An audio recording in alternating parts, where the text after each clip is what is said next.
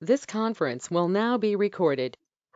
All right, folks, so good morning. So we're going to finish up PowerPoint number 1 and then discuss histology as far as for lab information and material. And so today what I'm going to do is discuss and finish up talking about reviewing what I mentioned about homeostasis.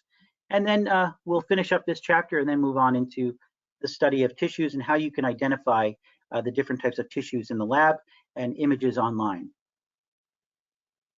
So let's start. Here we go. Very good. All right. So recall that I said that really homeostasis is a matter of maintaining a stable environment within the body, no matter what goes on outside of the body, no matter if it's hot or cold, whether it's wet or dry, whether there's a high pressure or low pressure, no matter what environment is outside, the internal environment will be maintained at a proper state of balance, and there will be set points and ranges for the set points of no matter what variable we're talking about.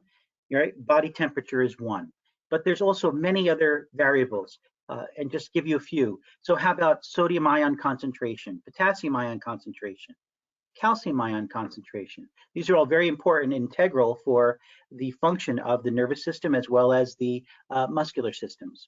Okay? And you'll see also, how about blood pressure, respiratory rate, heart rate. Okay, these are other examples of variables that have a specific set point. So in the case of, say, your temperature, 98.6 Fahrenheit, and I've already mentioned to you, and I believe I have, I know I've mentioned this to many classes, so if I haven't, I'm going to restate this, that the mean average blood pressure, body temperature for the human population has diminished, has decreased.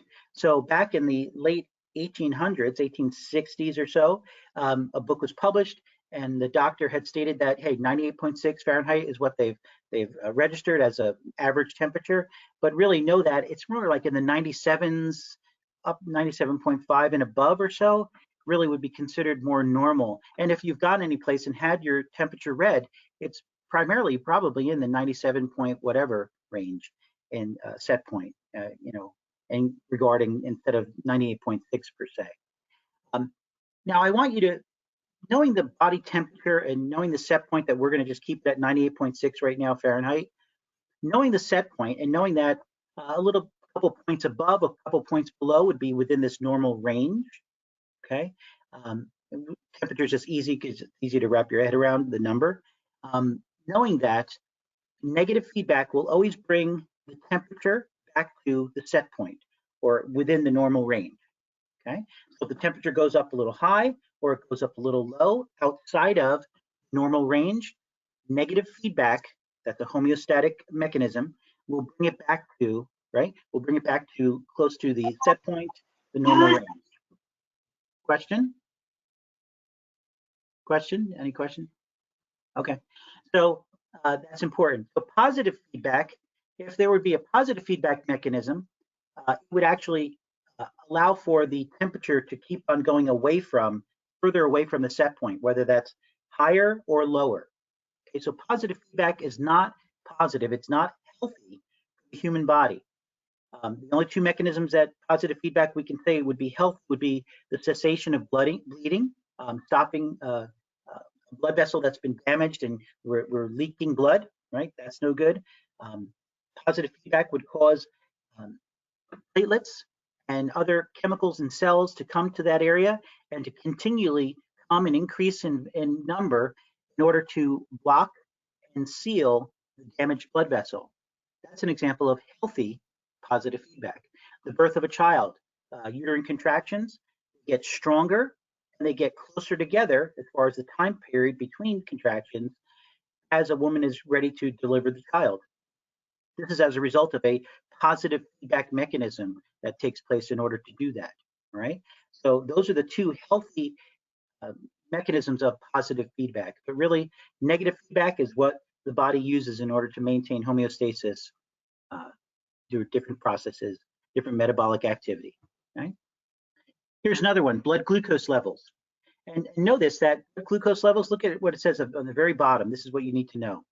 Glucose, it's a monosaccharide. It's a very simple, we call it a simple sugar.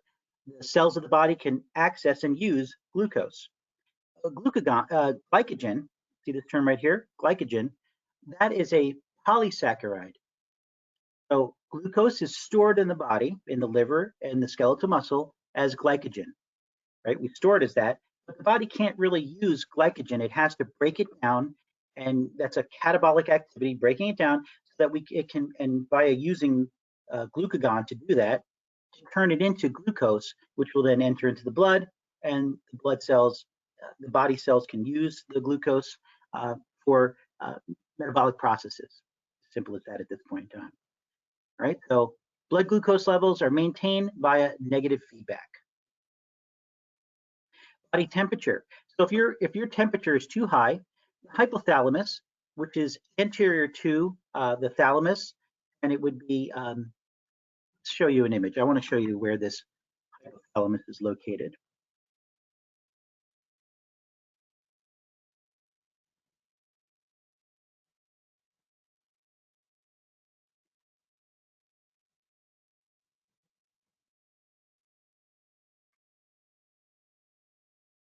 Okay, so let's take a look at this image of the sagittal head. And you'll see this image throughout AMP1 and AMP2. Very, very useful model. And we're going to be looking at, in particular, this is a cerebral hemisphere. This would be the right cerebral hemisphere. And if you'll look right here, this is the pituitary gland. Well, in this area right here of the third ventricle, this area right here where I'm hovering over, that's where the hypothalamus is located. And there are different nuclei present that comprise the hypothalamus. And one aspect of the hypothalamus is that it's able to be the thermostat. It performs the function of being the thermostat of the human body. Here would be an actual cadaver, right? And so this is quite interesting here. So we're looking at hypothalamus in this region right over here, and we're looking at the anterior and the posterior of the cadaver. So the hypothalamus there, it would be the thermostat of the body, and if the temperature is too high, it will cause sweating as well as vasodilation. Blood vessels will dilate, they'll expand their lumen, bringing more blood to the surface. And what does it do? When you're exercising, what is your face? It gets kind of red, does it not? That's because the blood vessels are dilating, trying to release the heat that's produced by the energy that you're producing, as well as by skeletal muscle contraction. So sweating, vasodilation, blood vessel dilation, these are ways that the body can help to regulate and reduce the temperature, returning the temperature from a high temp to a lower temperature. Okay? That's negative feedback mechanism. Right? So here we go. And negative feedback restores homeostasis. Positive feedback leads away from homeostasis, right? And this can actually lead to death. Okay. So example of harmful positive feedback. So after you hemorrhage, right, blood pressure drops and the heart's ability to pump the blood decreases because so you're hemorrhaging. Blood is being lost from your body, right? Your blood pressure is dropping, yet your heart is still trying to pump whatever blood is still present within, and it'll keep on pumping until it can no longer do that, and the blood is left, a good portion of blood is left your body, and you can die as a result. I mentioned to you regarding the stoppage of a cut in a blood vessel, damage to a blood vessel, childbirth. This would be considered positive or normal positive feedback, and that's healthy. But primarily, it's negative feedback that will help to restore homeostasis. Okay, so cool. So this is we've completed PowerPoint 1. Right? I'm going to escape here. I'm going to stop sharing the screen for a moment. Let's see here. Yes, I talked about that. All right. Just showing everyone for a moment here. Are there any questions before we go on to histology? And I'm going to be not only just looking at the PowerPoint, but I'm going to be going into the actual, I'm going to show you a website. I'm going to go to Google Images to show you how you would start looking up images and being able to view multiple images so that you can start reviewing right from the very beginning here, histology and looking at these tissues so that when we come to the lab practical number 1, you'll be prepared. Okay, so I feel it's important to start you off real early with this information, and that's why I'm doing that. Any questions or any comments? You okay? All right, very good. I'm going to hide everyone. I'm going to share my screen again. Here. Good, we're still recording. Excellent. Okay, so I'm going to drop this PowerPoint. I'm going to now share my screen with you as far as Chapter 5 PowerPoint, and I'll also be looking at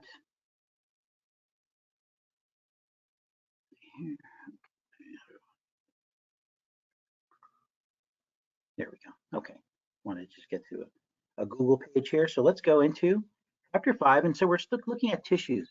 Now, understand that I mentioned to you from the very beginning as far as Chapter 1 that we're looking at an organizational view of the human body and realizing that we start with the atomic and chemical level and move up to the cellular, then the tissues, because the tissues are comprised of cells, and then the organs are comprised of tissues, which are comprised of cells, right? We get that. So tissues, very important that you're seeing here that there are 4 types: epithelial, connective, muscle, muscular, and nervous tissue. So you should be writing notes right now, right? So write down those 4 types: epithelial, connective, muscle, and nervous tissue. So epithelial tissue, we'll look at different types and how the nomenclature behind it, how you name these different types of tissues, and how you identify these types of tissues. We'll look at connective tissue. We'll go over the fact that there is fluid connective tissue, which would be blood. We'll look at bone. We'll look at cartilage. We'll look at fat, adipose tissue. Okay, these different types of tissues. We'll look at dense regular and dense irregular. Loose connective tissue, which would be areolar connective tissue. We'll talk about all these different types. We'll see images of. We'll look at muscle. There's 3 different types of muscle: skeletal, smooth, and cardiac muscle. And then we'll look at nervous tissue. Okay, so we'll be focusing on all these different types of tissues that you'll have to identify within the lab. So epithelial tissue covers and lines. That's a big deal to think about. It's covering and it's lining. I'm not going to really, like I said, focus on more of the note aspect, more on the images, because I'd like to cover all of the images today. So issue here that you do need to keep in mind. One, how we name this type of tissue. So we'll name it by the cell shape. We have squamous, cuboidal, and columnar. Squamous are kind of flat, pancake-shaped, thin cells. Cuboidal cells are what they say. They're cube-shaped, and columnar are tall and rectangular. So here we have an image of squamous cells. See how they're kind of flat and they're almost pancake-shaped? Okay. We're going to be looking at images in just a moment, but so you'll see here that we have, this would be multiple layers, right? It's stratified. So that's the next thing that I want to bring to you before I go on further. This slide right here talks about that there are simple or one layer of cells. So we can say simple squamous epithelial tissue. And this is how you should properly identify these tissues. We're not going to ask you to abbreviate. We want you to know that it's simple squamous epithelial tissue. Stratified squamous epithelial tissue, right? That's just examples. So simple is one layer, stratified is multiple layers.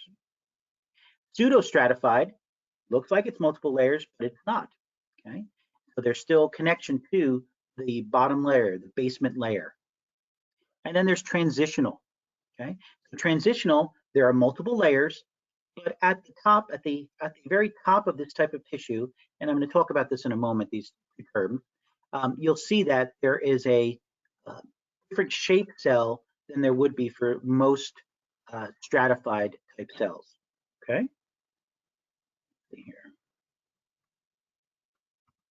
Very good, okay. So let's take a look. So we looked at the squamous cells, and then I'm going to go online to the internet and show you some images and such. So here's squamous, cuboidal. Okay, so you see these cube-shaped cells. So what would the circle, that oval, be present within the cell? That's the nucleus of the cell. The nucleus of the cell contains the genetic material so that we can have, okay, let's go up here, one cell. I can, via mitotic division or mitosis, right? Prophase, metaphase, anaphase, telophase. You might have heard that before. we'll talk about that in the cellular chapter.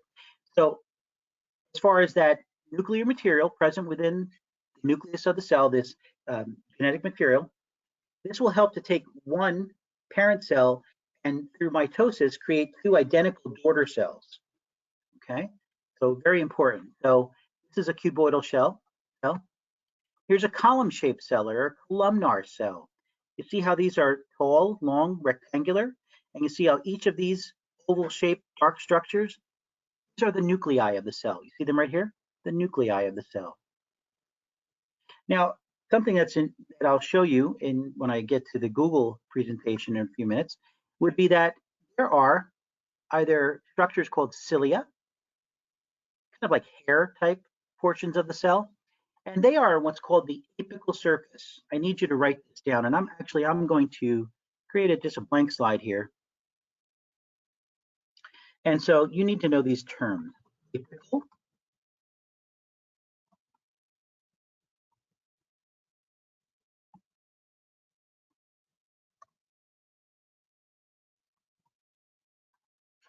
okay.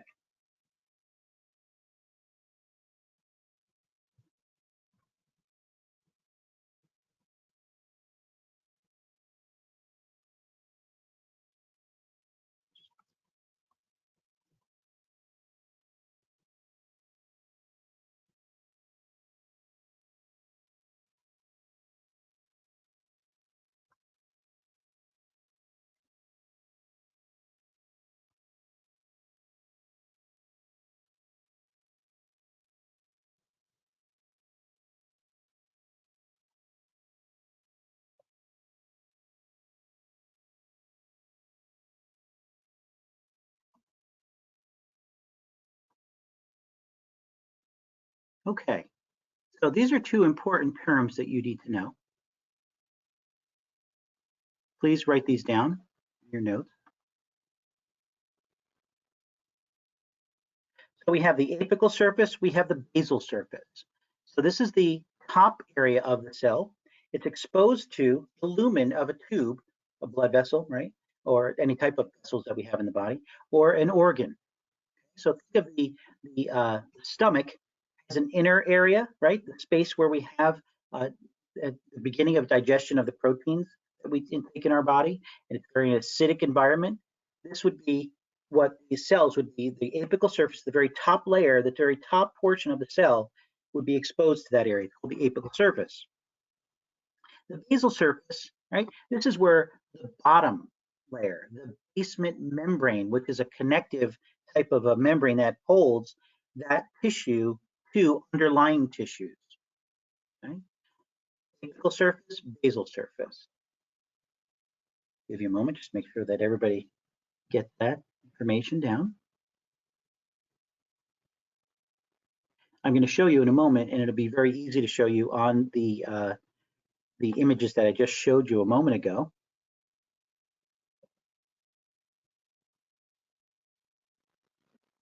Okay, so take a look at this slide here, and we're looking at this type of simple columnar epithelial tissue. One layer. See how it's one layer?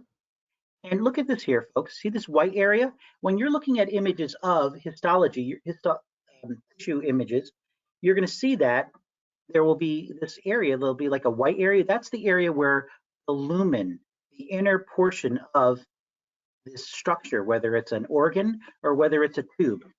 You have this paper towel here, right? So look at the paper towel, right? See how that there's a hole in the paper towel, right? There's that tube.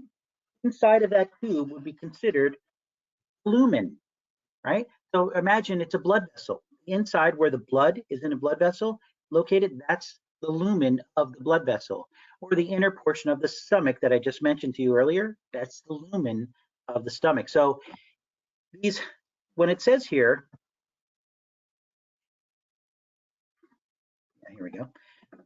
I said to you that epithelial tissue covers and lines, right? And here's that area right here where it talks about that basement membrane. That's the anchor, okay? So apical surface is right here. That's the top layer of this tissue. Here, the basement membrane, the basal layer, that's where it's anchored to other tissue beneath it. Understood? So we have the apical surface. The apical surface can have the cilia present. It can also have what's called microvilli. And I'm going to show you an image in just a moment regarding that, okay? So they're very different types of structures, but depending upon the location, the anatomical location of a tissue, really determines then the function that it will have in that region, okay?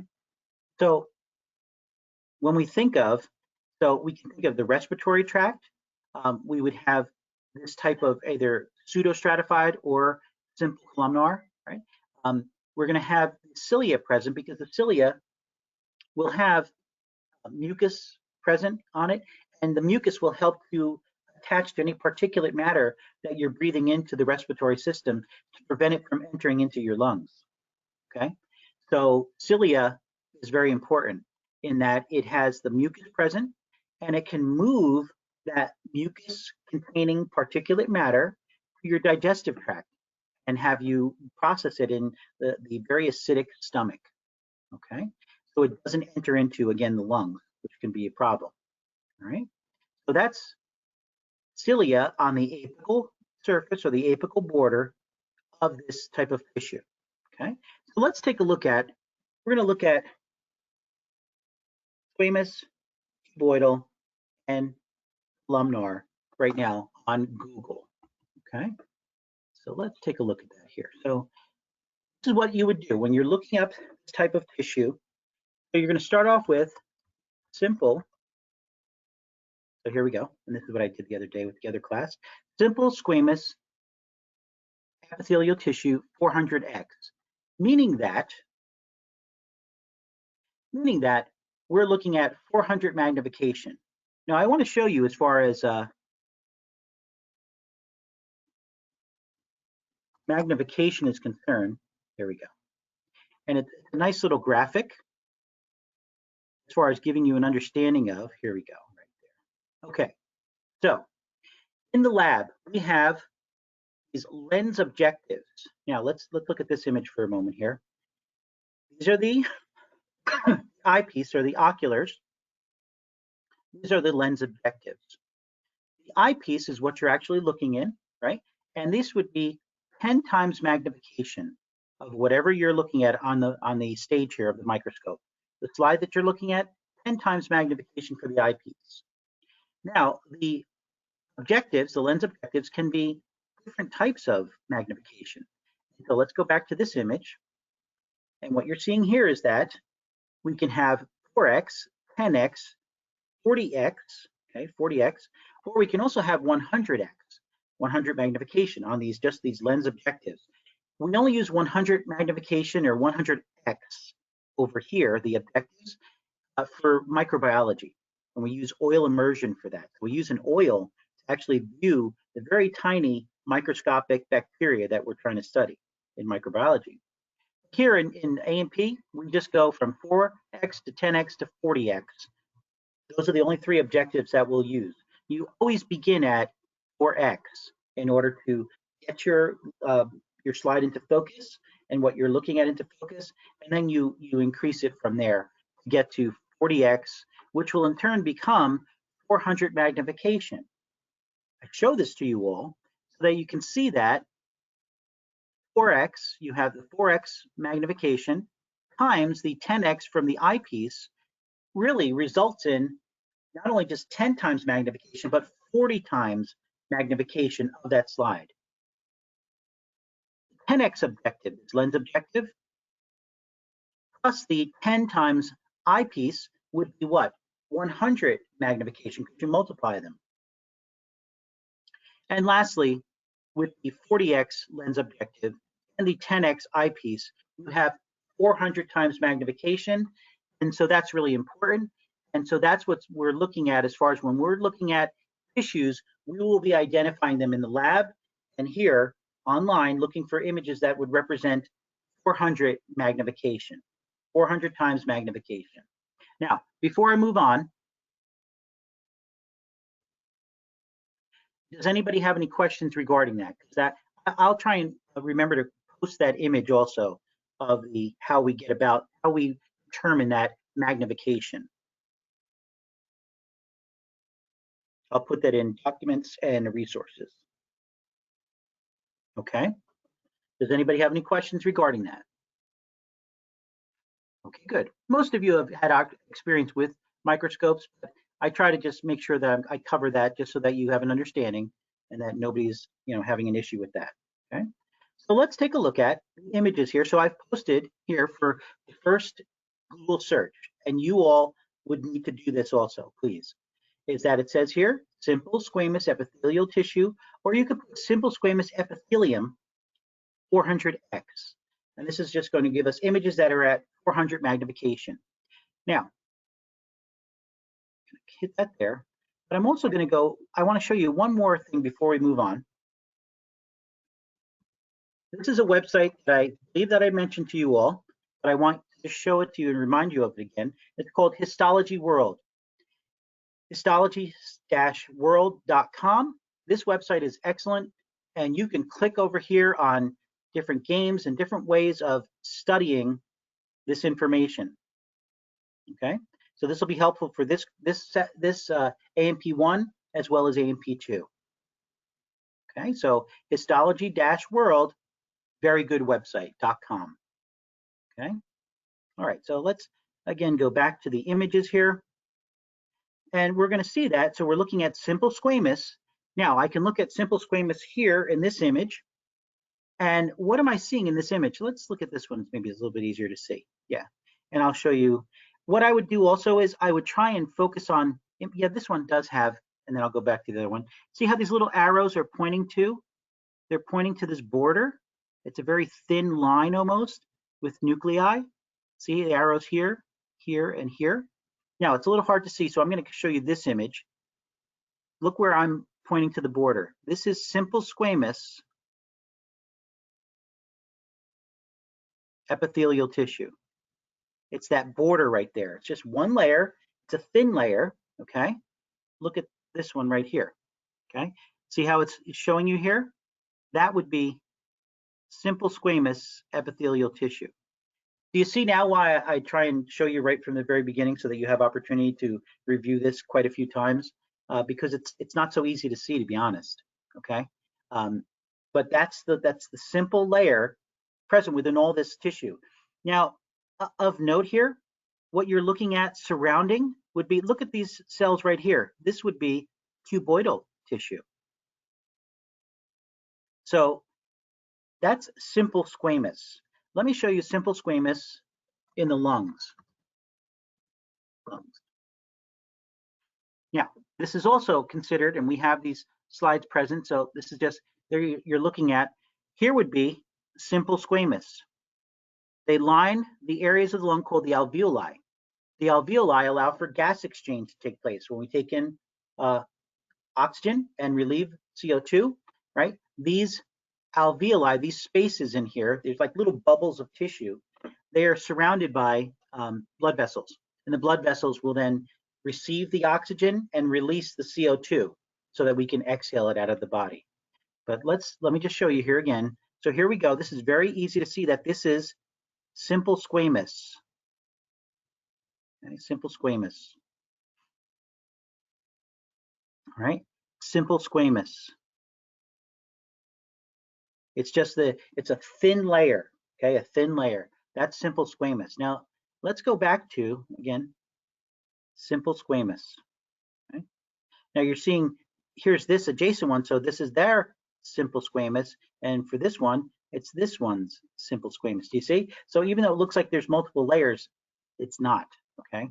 It's not. And know that also, if you're not seeing two rows, because for one for here and one for here, it's because also that the tissue, this sample has depth to it, right? There's depth to it, so it's just not just like even though it's very thin, it still has depth to it. And so here where you're seeing like double and such, that's because of the depth of the tissue. Okay. Now let's take a look at, so simple is one layer.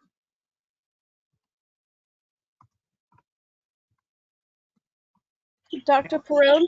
Yes, go ahead, please. That simple layer, is that the what seems to be happening with the COVID patients is that transfer of the gases you said? Is it that simple layer of the cell that's not transferring and the It's a little actual bit more oxygen levels not coming through? sure. So I would tell you it's a little bit more complex than just that simple aspect, and I don't really want to go into that right now, and only because that one, we're really not going to cover respiratory system just yet, and two, we're covering a lot of information that's just foundational information that I don't really want to go off on a tangent right at the moment. If you could just bear with me with that, but know that yes, so gas exchange takes place between one simple layer, it's called diffusion, and it takes place between the alveoli of the cells of the lung, the alveoli of the lungs, which are like these pockets, these bubbles of tissue present within the lungs, and the actual capillaries that are surrounding these um, alveoli, allowing for gas exchange to take place, the diffusion of oxygen, diffusion of CO2. Okay, so I hope I hope you don't mind that I'm not going to really go off on a tangent with that at this point in time, but um, we can address that, okay, but not right at the moment, okay. So we have here then, let's see, so again, so now I want to go to stratified squamous epithelial tissue, and I want to show you as far as what's called keratinized. And keratinized would be the fact that what you're seeing here, let's show you a good example of this. Hard to see. Here we go. This is better. All right. So stratified, meaning that there's multiple layers of this tissue. Now know that we identify tissue when we're looking at tissue by the apical surface. Okay. So here's the lumen, right? And really the lumen, it's not the lumen. It's in this case, not the lumen. This would be the skin. So this is just the very outer border, the very last border, the apical surface that's exposed to the air, right? So in this case, it's not the lumen, it's actually, this is dead tissue right here. It's filled with keratin, a protein, hence the term keratinized, okay? Because you're seeing here, look at this, right? We have these layers of live cells, but then these don't have a nucleus. You notice that? There's no nucleus present here because these are the layers of the skin, the very outermost layer called the stratum corneum that does not have a nucleus, and it's replaced with the cytoplasm, the guts of the cell are replaced with a protein called keratin. Okay? And this allows for a moisture barrier, right, for the skin, so that your skin would be considered waterproof, so to speak, right? And so really, this is that protective barrier of dead cells containing keratin, a very strong protein that's present in the outer layers of the skin. Now, again, we observe the apical surface here, and we can tell that, okay, hey, this is multiple layers, and they're thin cells, and there's no nuclei, so this must be then stratified squamous epithelial tissue that's keratinized. Or we could say keratinized stratified squamous epithelial tissue. Okay. Now here we have the case of, this is non-keratinized, okay? Non-keratinized. And what you're seeing here is that, look at the apical surface. Hey, there are live cells up there, right? Live cells at the very top layer. So this then would be a lumen. This white area right here, it's not skin. This is what we're talking about as far as open to the actual lumen of the oral cavity, the mouth, right? So these are like cheek cells, okay? So you see here that they're flat at the apical surface. There's multiple layers, and it's live cells. So this is non-keratinized stratified squamous epithelial tissue. The vagina would be another area where we would have stratified squamous epithelial tissue, non-keratinized, okay? So you see the difference between the two different types of stratified squamous, whether it's keratinized or non-keratinized. Keratinized, it's the skin. Non-keratinized, the mouth, the oral cavity, the vagina. Those are two areas that you can think of very, very easily as areas where the tissue can be removed sloughed off, we would say, and yet still have live cells present. Now, you'll have to look at multiple images to see that this is going to look different than transitional epithelial tissue we'll come to in a few minutes. Okay. So let's look at cuboidal.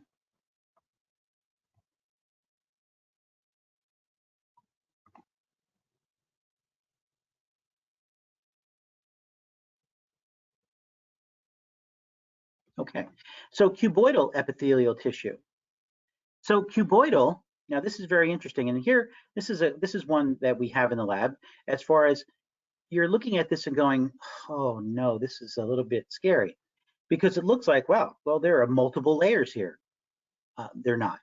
I just want you to know that, right?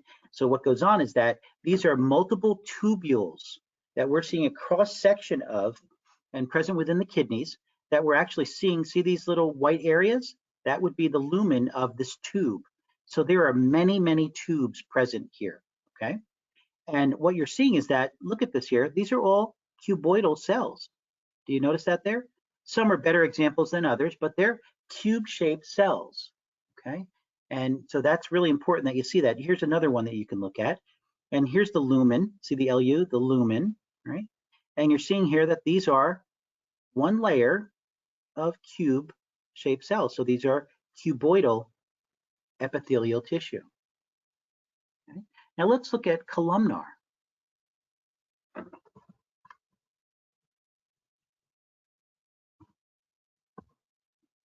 So here we have columnar, right? So here's how you would see it in the lab. Many times you're going to see it like this, where you're seeing that this would be simple columnar epithelial tissue, and you're seeing these are column-shaped cells. Now, depending upon where you are in your sample, some can look better than others. So you're looking at here and here, it might be a little bit more difficult to determine, but when you can see here, that absolutely looks like, hey, that's a column-shaped cell, and it's one layer. Again, remember that there can be overlap of cells, and this is because of, again, the depth of the tissue sample that you're looking at here on this slide, okay? So single layer, so let's look at it a little bit. Let's see, look at here, let's see, I'm just trying to give you some different examples here.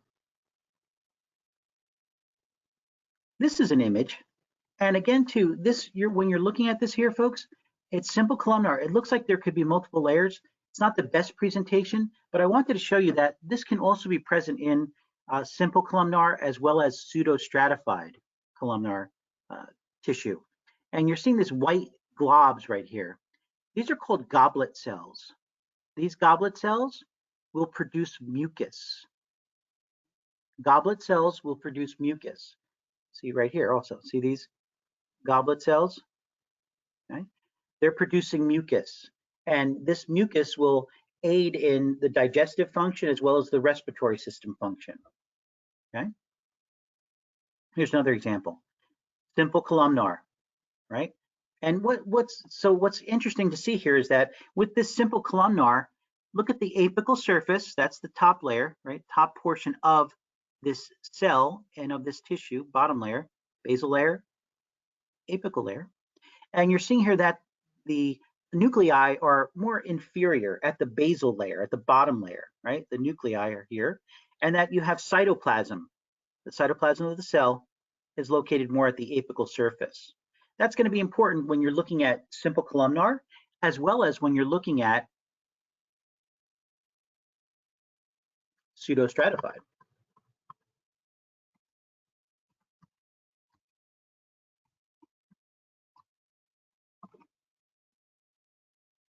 Okay, so pseudostratified.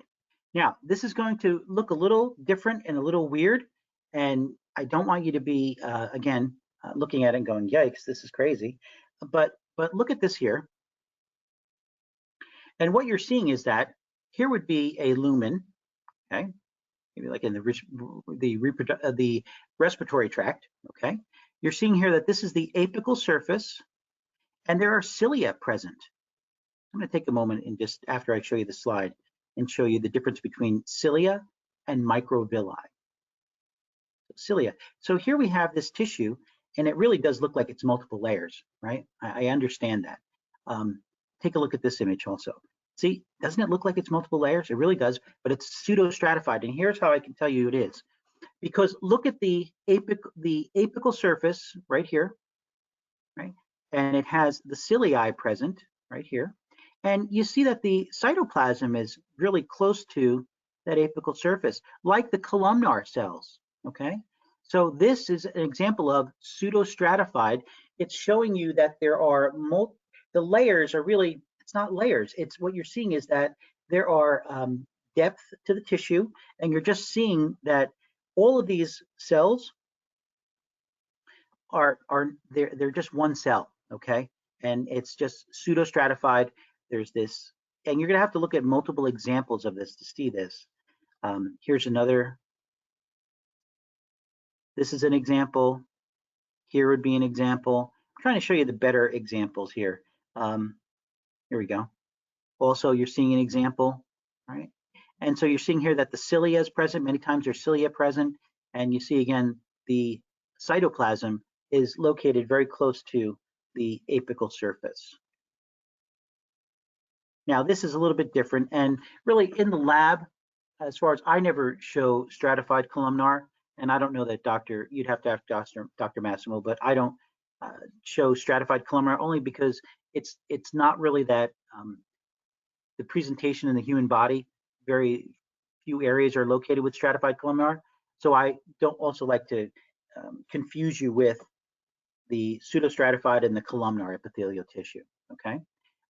What I'd like to do now is I'd like to show you, so going back here, so again, pseudostratified, okay? Very good example of, you can see the cytoplasm close to the apical surface. Here's the cilia. I'd like to show you an image of cilia and microvilli.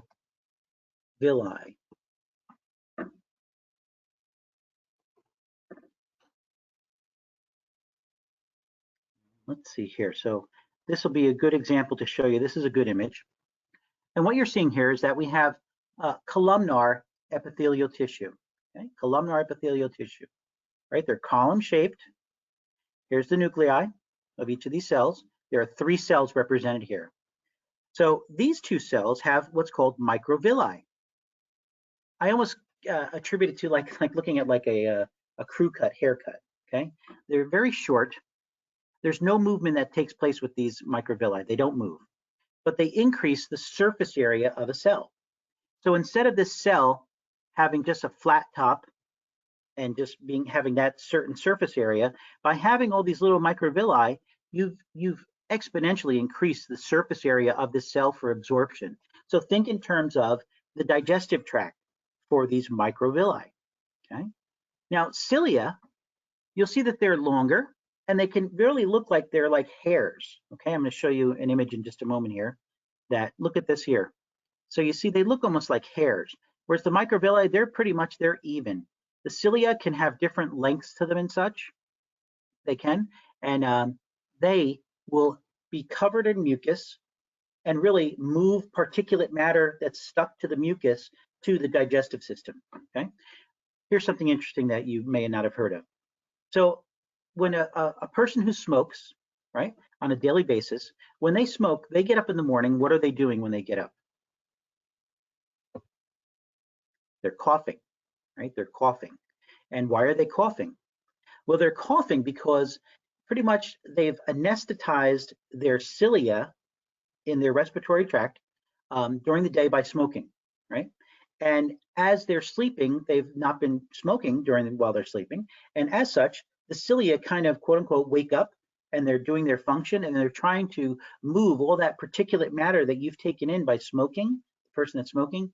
And as such, it's really irritated the respiratory tract, okay? But what do they do to stop the coughing? Take another cigarette, right? They start smoking again and it calms the cilia down and then they're not doing their function. And then this is really a very detrimental thing because the cilia are meant to protect the lungs from all that particulate matter. And so it's really pretty bad stuff, okay? So cilia, microvilli, pseudostratified, right?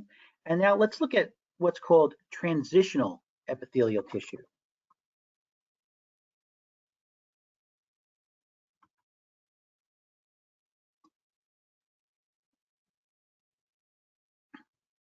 Okay, now this is going to look similar to, and this is again why I show you this right off the bat, because I want you to see that you need to be able to look at many images and go to Histology World and do this Google Images search for these different types of tissues in order to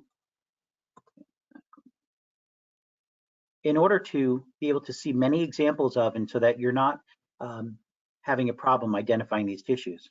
So this right here is a good example of looking at transitional epithelial tissue. I'll show you a couple more images. And what we're looking at here, folks, is that, say, the urinary bladder or some of the ducts that we have present as far as for ureter and such that are carrying urine. But the urinary bladder, it collects urine in order for us to void when it's the correct time. So the urinary bladder will expand when it fills up with urine. Makes sense. So this special type of tissue, transitional epithelial tissue, allows for this.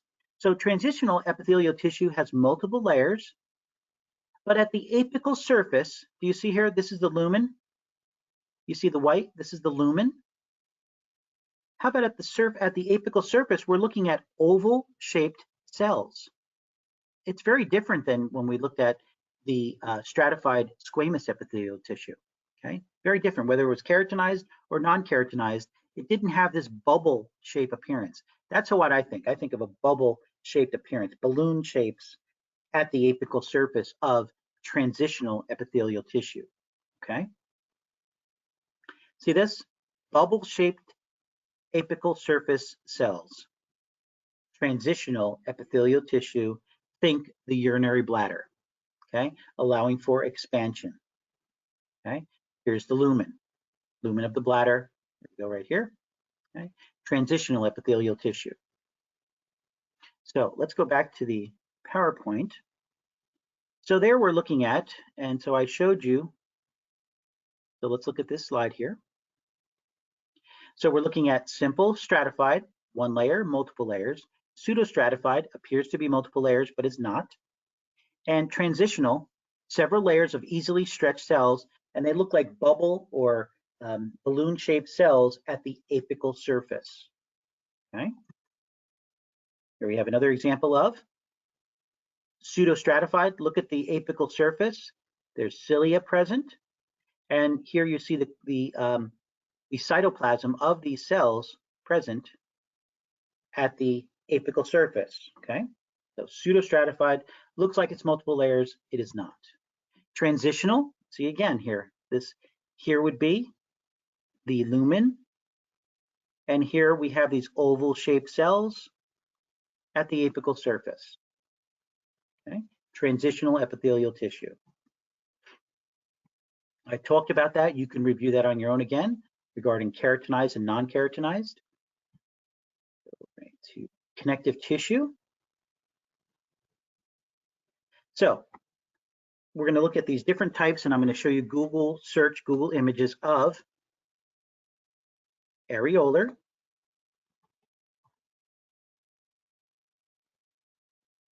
dense irregular, and dense regular. We're going to look at adipose tissue. We're going to look at cartilage,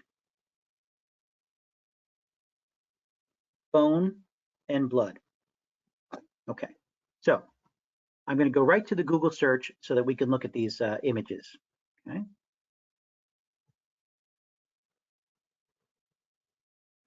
So areolar connective tissue. So this connective tissue is quite an interesting looking connective tissue, okay? And what you're seeing here, folks, is that areolar connective tissue, you'll have these cells, these fibroblasts, as well as also white blood cells can be present. Fibroblasts produce fibers, okay? So that's a type of cell, a fibroblast produces fibers. Areolar connective tissue, it's like the packing tissue of the body, and it's present in the skin as the dermis layer, the dermal layer, areolar connective tissue. Very strong connective tissue. It's protective. It's considered a loose connective tissue. So areolar connective tissue is considered a loose connective tissue. And you'll see here, it's loose, and there are spaces, right, in what's called the matrix. We have these thin lines, which are elastic fibers, and we have these thicker lines, which are the collagen fibers. So they're both proteins. Collagen fibers are for strength. Elastic fibers can stretch and then recoil, right? So very important that these fibers are present within this type of tissue, okay? Areolar connective tissue.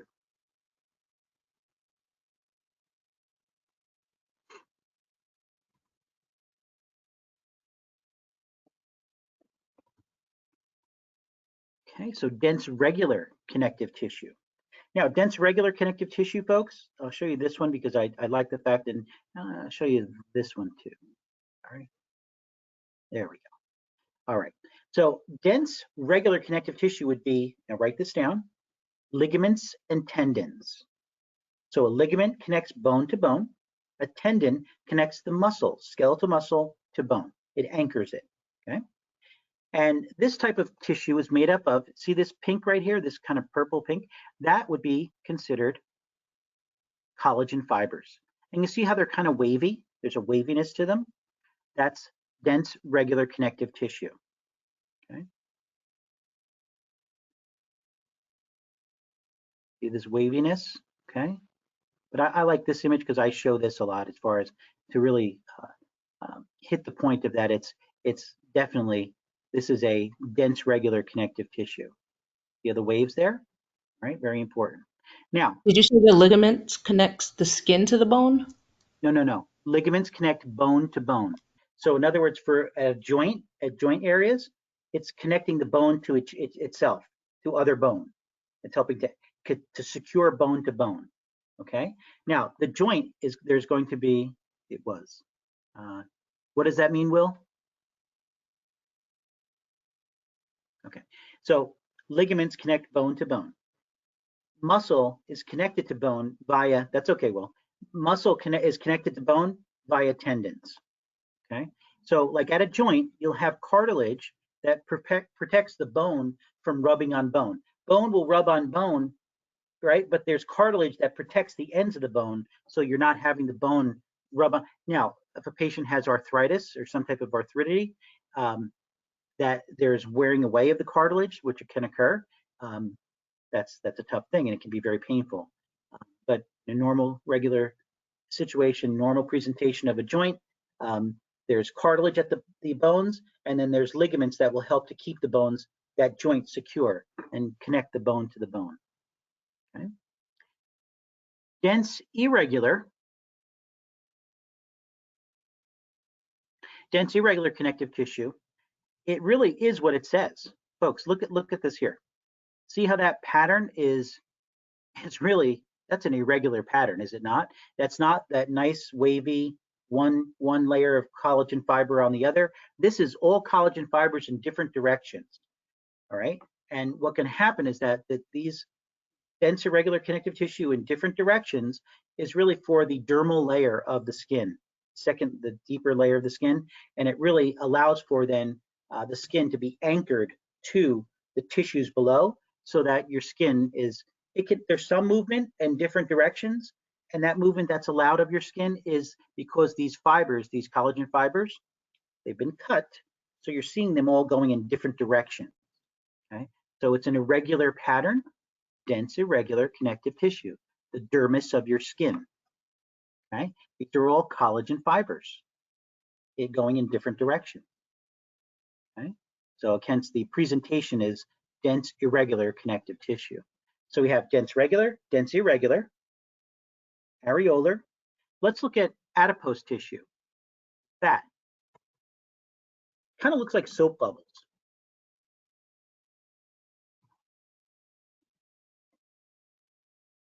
Let's look at this one right here. And we can look at, and this one, see that's not as good a magnification, so I'll go to this one. Here we go, good. Now what you're seeing here is this is a fat cell. These are fat cells. Okay? And you're seeing that this is where we would have the adipose tissue. So adipose tissue, fat storage, it's for nutrient storage. It's also for cushioning. So think of your kidneys, think of your eyeball. These are cushioned with fat, and it helps to provide a protective barrier. Okay, so adipose tissue, very important. This is the fat that we're thinking of in these fat cells, these adipocytes. Adipocytes, okay, fat cells.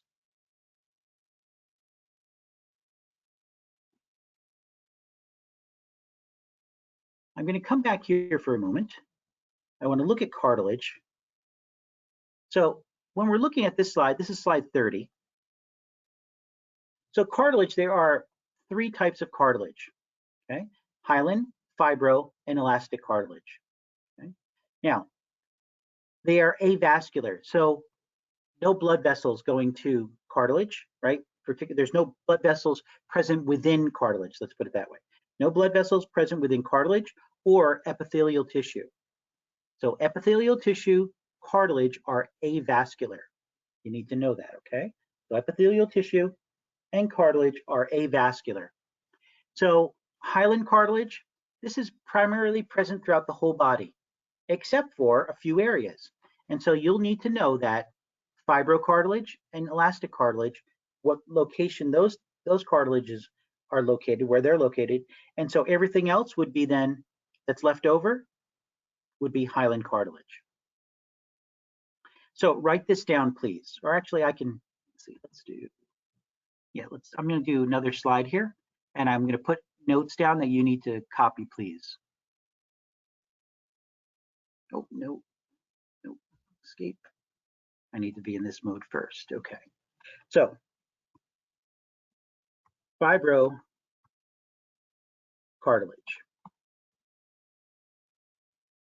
All right, so we have fibrocartilage in the IVD, the discs of the spine, the intervertebral discs.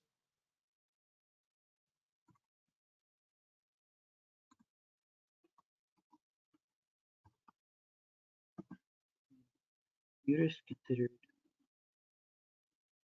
So yes, there is connective tissue present. There's also muscle present called the myometrium, right? So there's the endometrium, the myometrium present of the uterus in order to allow for there to be expansion, as well as allow for there to be contraction, like we said, as far as birthing a baby.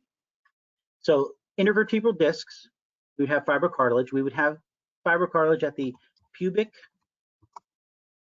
symphysis,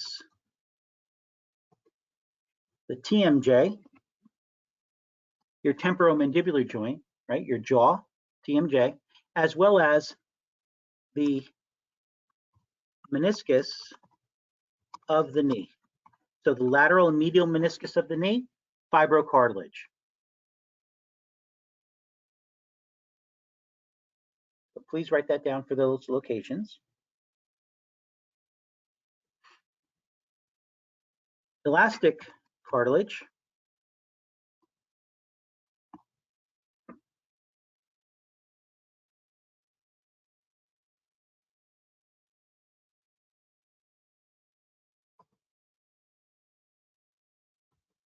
So elastic cartilage, we're looking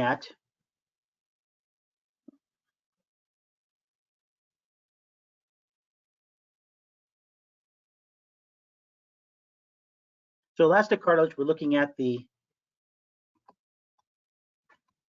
epiglottis. That's the area. Why is that?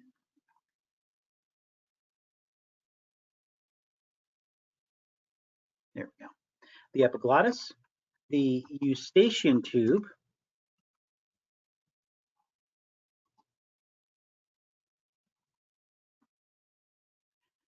and also, so let's make this a little bit smaller.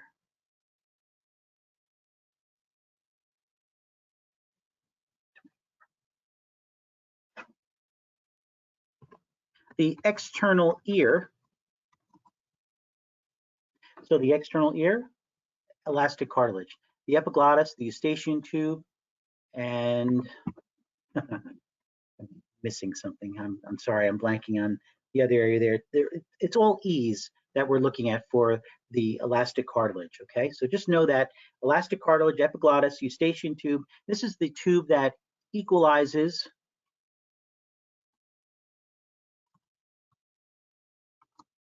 pressure in the middle ear. So when your ear pops, when you're going at higher elevation, whether it's in a car or in an airplane, that popping noise, that's your eustachian tube opening and closing. That's making that pop. It's equalizing the pressure in the middle ear containing the ossicles, the tiny little bones, malleus, the incus, the stapes, or the hammer, the anvil, and the stirrup, okay? So epiglottis, eustachian tube, also known as the auditory tube, but eustachian tube fits better with the elastic cartilage there, the E's. So epiglottis, eustachian tube, external ear, think elastic cartilage.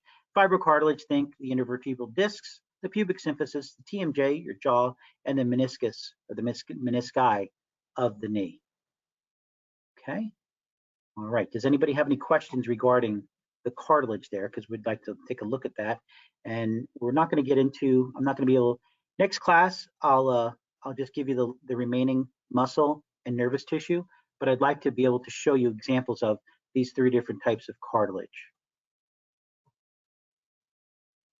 So when you're thinking then of every other place other than what I just showed you, hyaline cartilage. So your nose, hyaline cartilage. Costal cartilage right here for the ribs coming across to the sternum, that's hyaline cartilage. Very unique in its appearance.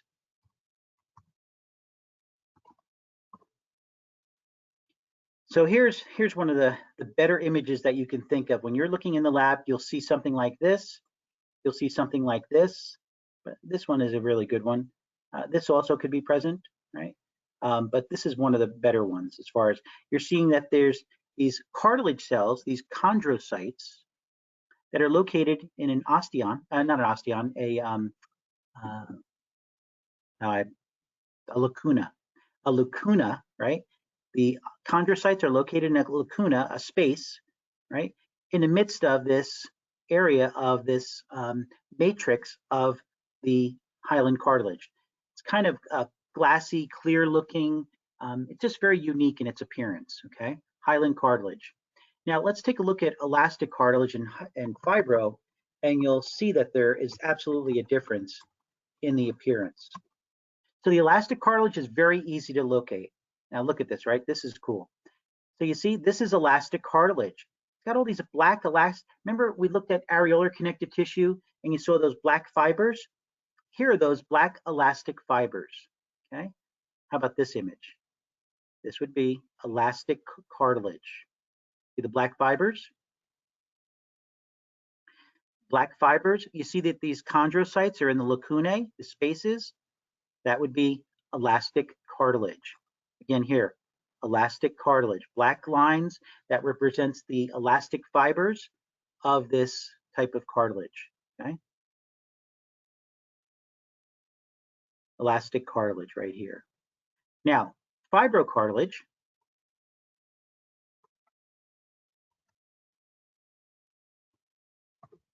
So fibrocartilage, different in appearance, okay? Different in appearance.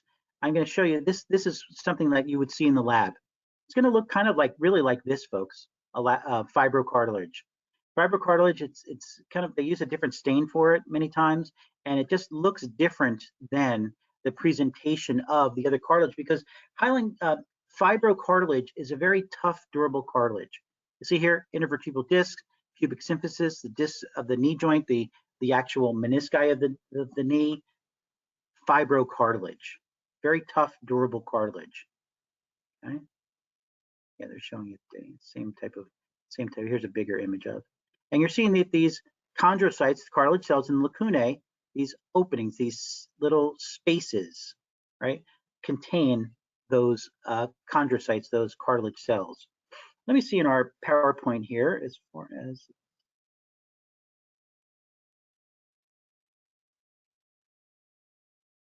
Yeah, we'll look at bone also next class. Yeah, so it's not having any of those images there. So that's why I'm showing you that this is what you need to do as far as go onto Google Images, go to histology world and look at these different types of images for the cartilages. Okay, we have time, so let's look at bone. We'll look at compact and spongy bone, and then we'll be done for the day. Compact bone. Now, compact bone is very unique. This is a very good image here. Here you're looking at, it almost looks like a slice of a tree trunk, folks. Compact bone. Here's another image. See how these osteons, these are the functional and structural unit of compact bone. And I don't have time to talk about compact and spongy right now, but I just want you to see the differences between how they look. These are layers of bone, concentric layers of bone.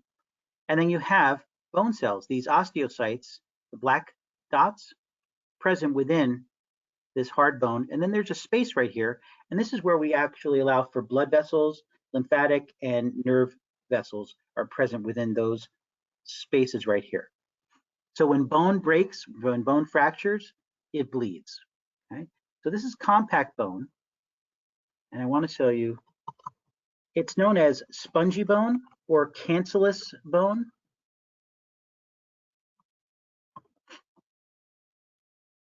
So let's look here. So what are we looking at here? Well, yikes, spongy bone is like a sponge, and that there are many spaces between the rods of bone. These are rods of bone. So what you're looking at, this pink right here, these are rods of bone. So let's look at it a little bit up close. So here's the bone, folks. And here you can see that there are cells, the osteocytes present within the spongy bone. And this is marrow.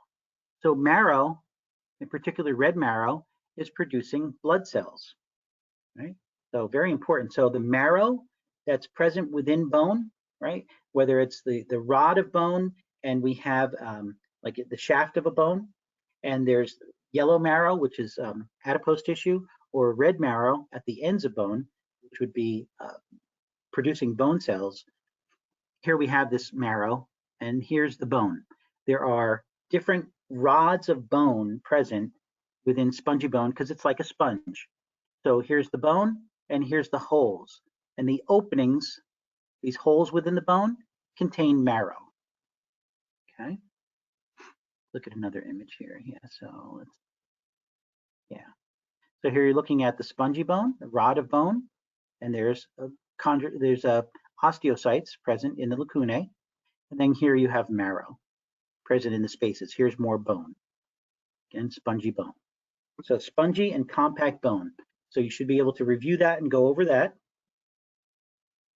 So we'll go over blood and finish up connective tissue next class, as well as looking at the other structures as far as muscle and nervous tissue.